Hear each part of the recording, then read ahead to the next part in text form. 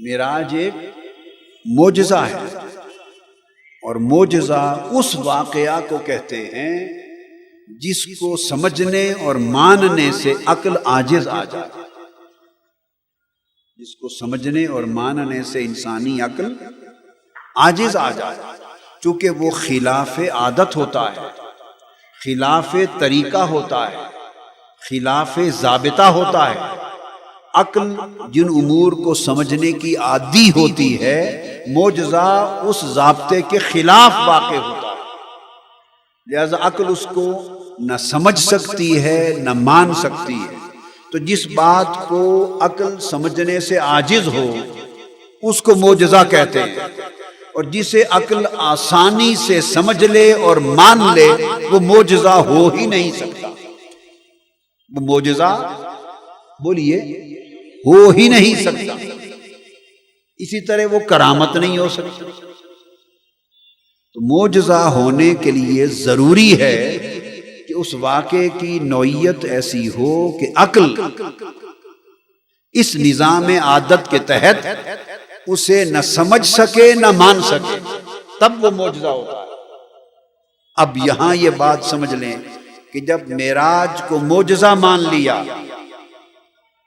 جس نے بھی امت محمدی صلی اللہ علیہ وآلہ وسلم میں جس نے بھی معراج کو ایک بار معجزہ مان لیا، تو معراج کو معجزہ مان کر پھر اسے خواب کہنا، اس کا کوئی جوڑ نہیں۔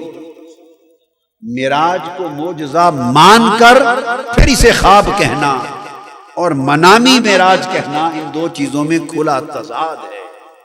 اگر خواب ہے تو معجزہ نہیں ہے، اگر معجزہ ہے تو خواب نہیں۔ اللہ تبارک و تعالی نے سبحان الذی کہہ کر بیان کر دیا کہ یہ واقعہ معراج اظہار عادت نہیں، اظہار قدرت، اظہار عادت نہیں، اظہار قدرت ہے۔ اور یہ عقل میں سمجھ آنے والا، عادتاً سمجھ آنے والا نہیں، بلکہ عقل کو عاجز کر دینے والا ہے۔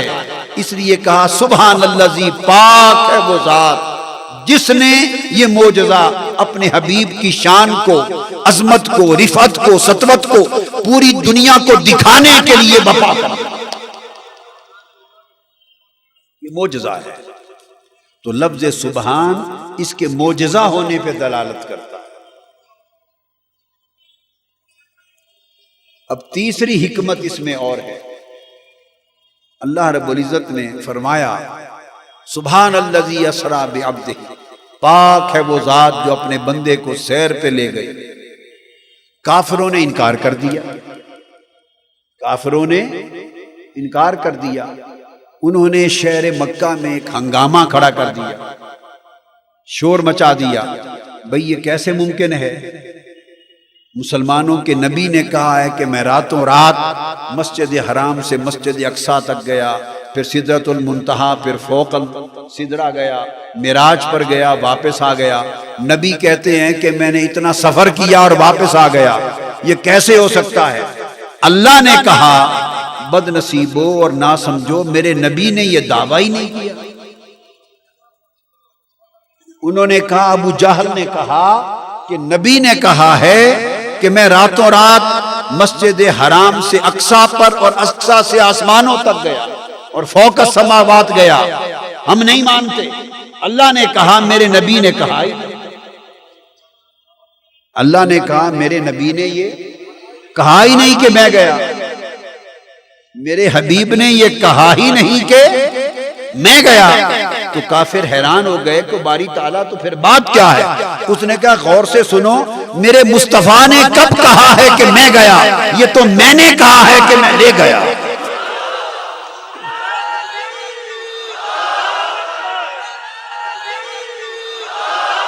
تو سبحان کہنے کا مقصد یہ تھا کہ معجزہ معراج کی حقانیت کا انکار کرنے والوں اور عالم بیداری میں مصطفیٰ کے معراج پر متحیر ہونے والوں اور عالم بیداری میں مصطفیٰ کے معراج پہ تعجب کرنے والوں انکار کرنے والوں، ڈنڈورا پیٹنے والوں، ہنگامہ کھڑا کر دینے والوں، عقل سے کام لو. سوچو مصطفیٰ نے دعویٰ ہی نہیں کیا کہ میں گیا، دعویٰ مصطفیٰ کا نہیں، دعویٰ خدا کا.